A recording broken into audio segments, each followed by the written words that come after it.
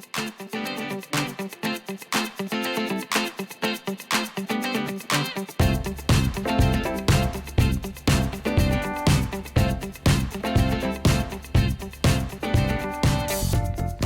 there folks, Luke here with the Outdoor Gear Review. Hope you're all doing well. Today for this episode, this is after the camp, and we are discussing the surprise overnight adventure which took place on the Appalachian Trail not long ago.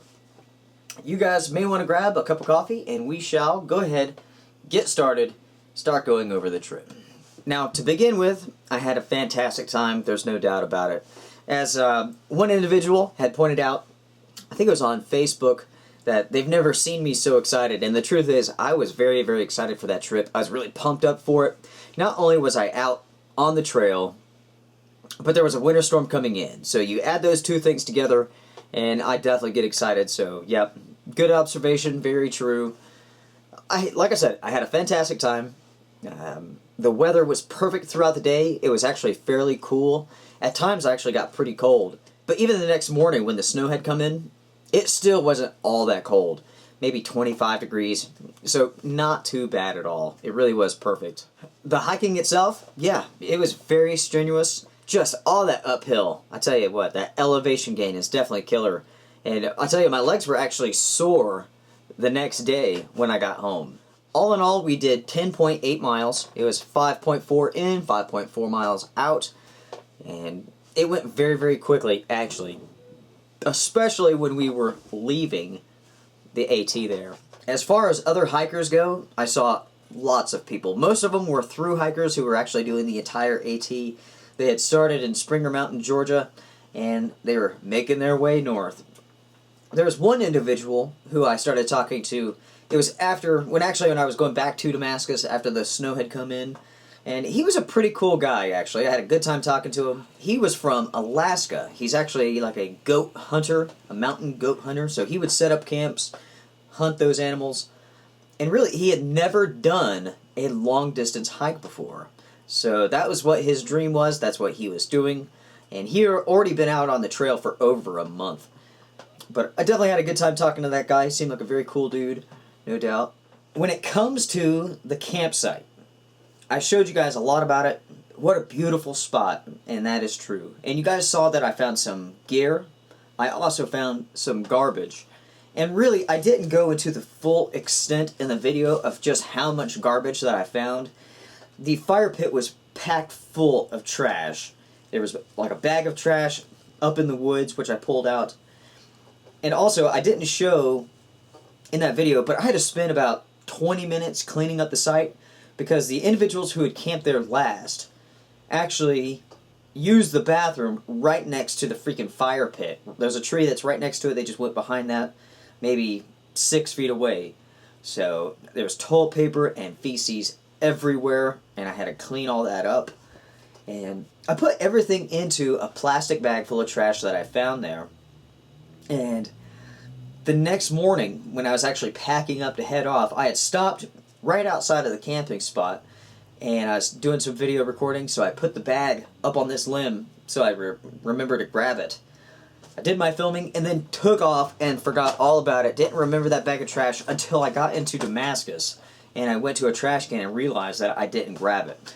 So if anybody is on the AT and you guys find a bag of garbage on the trail hanging from a tree, that is for me. I forgot it. I was cleaning up somebody else's huge mess. So if you threw it away, thank you very much. Most of the time, 99% of the time, I hardly ever see garbage and trash on the AT. But there will be individuals who come through and just don't care. They'll leave garbage everywhere. And really, I think that's what comes into play when I found the sleeping pad and that Scotchgard. The Scotchgard I also forgot. I left it buried in the snow. Oops.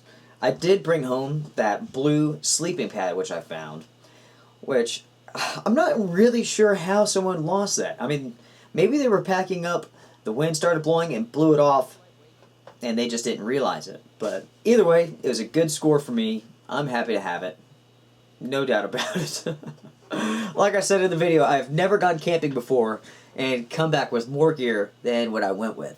So definitely a thumbs up. Definitely cleaning up that campsite in trade for the sleeping pad was pretty good. when it comes to any odd experiences that I had, I actually had one during the middle of the night. It was one of these things that kind of woke me up. It wasn't a very consistent noise, so it's like it would wake me up. I'd try to stay up and listen to it, fall back asleep. It would wake me up again, and I believe it was some sort of owl, but it was super, super loud, very high pitched, kind of sounded like screaming and laughing all at the same time. It was pretty bizarre, whatever animal that was. I definitely don't think it was coyotes or anything like that. Yeah, that was pretty odd. It would be one of those things where it'd wake me up because it was such a weird noise. I'd sit there, listen, wouldn't do it again, fall asleep, it would do it again, I'd wake up. So, yeah, that was pretty much the only oddity on that trip. Just some weird noises, man. I don't know what that was. Pretty cool, though. You guys have left me lots of comments, some questions about this overnight adventure, which I will answer at the end of this video. And one of the most common questions was, what about that teal-colored tent, which I showed right at the beginning of the video and at the end of the video when it was just caved in with the snow. That was right at the beginning of the trail as you're in Damascus. I mean, maybe a couple hundred yards in on the trail, something like that. And when I walked through that morning, there wasn't a lot of gear left over, but there was the tent, there was a lantern, there was some other items that were still left. I figured that maybe whoever had set that up had run into town to get some supplies. Well, clearly I don't believe they came back and stayed the night. I think even if they did, they must have bailed at some point in time because that tent was caved in. That's a good example of a two-season tent right there. The winds didn't really pick up until later that afternoon, so the winds weren't a factor. That was all about just very, very poor snow loading. Who knows? I don't know if anybody ever went back and got their stuff. It seems like that's a pretty common campsite where people leave things. For a long time, there was just like a big tarp that was strung up, kind of trashy, and it was kind of left like that for a long period of time. So maybe this tent is one of those items that's going to stay there for a long period of time. Who knows? We shall see the next time we're out there, I guess. Talking about that tent really goes to the fact, or the point I should say, about the right gear for the job. During the day, that was a three-season tent conditions.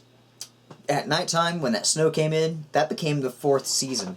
So it's like we saw this 2.5, 3-season tent, which was destroyed. And then you saw the tent that I had set up, the Helibert Octo, which did a really good job.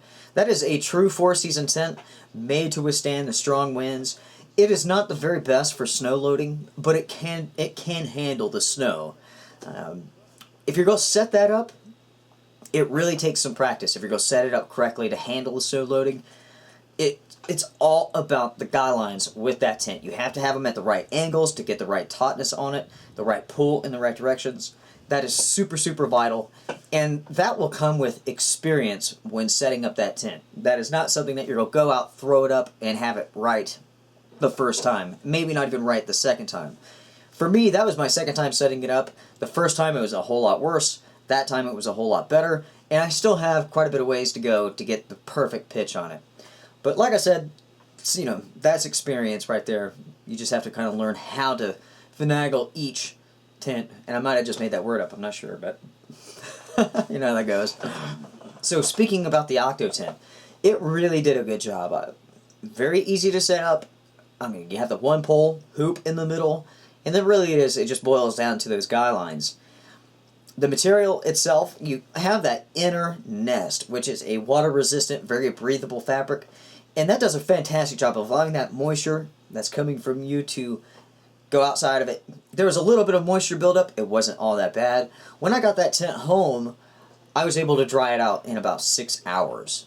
And I did that by simply just throwing it on the couch, just kind of spreading everything out. And then as the day went on, I just kind of move it around, make sure everything's getting dry inside and out. One thing I really like about that tent is that you are able to set it up, say, in the pouring rain or the snow, and you're not going to get the inner of that tent soaking wet.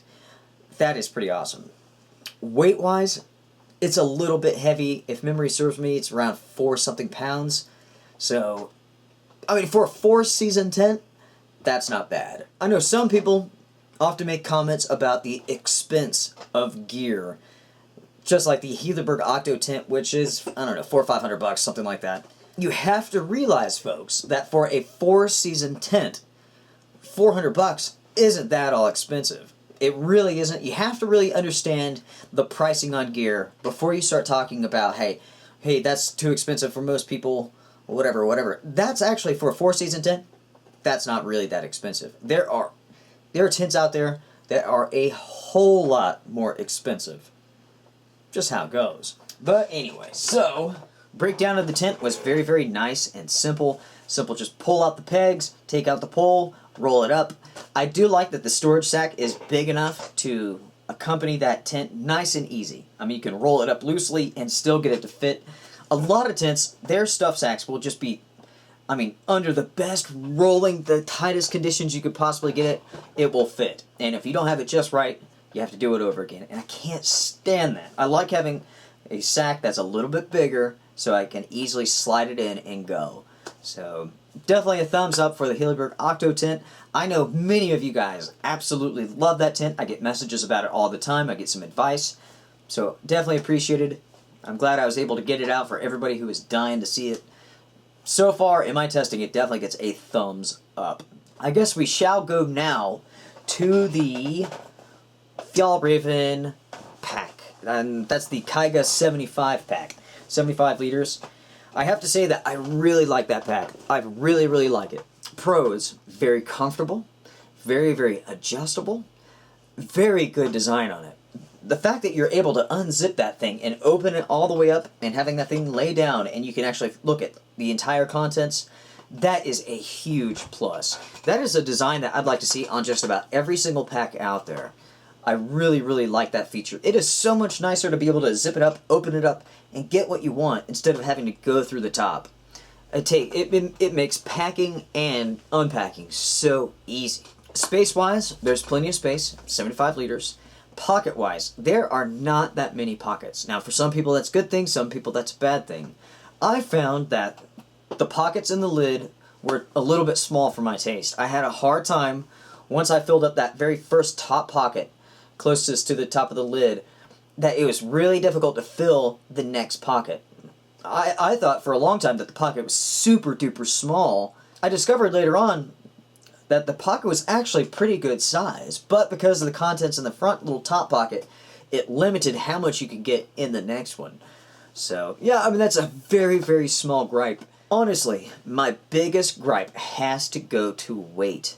That pack at 7 whatever pounds it was, that is heavy. That is a very heavy pack. You know, when you are going for distance, if you're a distance hiker, you want to go as light as possible. Every single ounce counts. For a overnight trip, I think that's a fantastic bag.